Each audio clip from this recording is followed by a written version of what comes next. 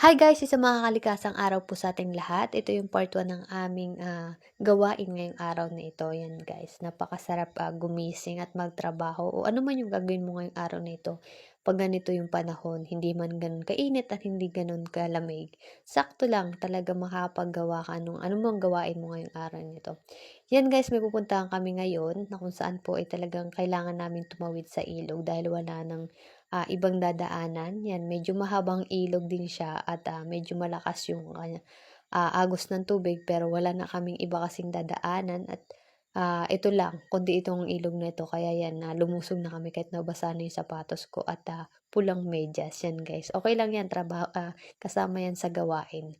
Yan guys, habang kami ay naglalakbay, ayan, may mga nasalubong din kaming tao kasi may mga nakatira din dito sa lugar na ito.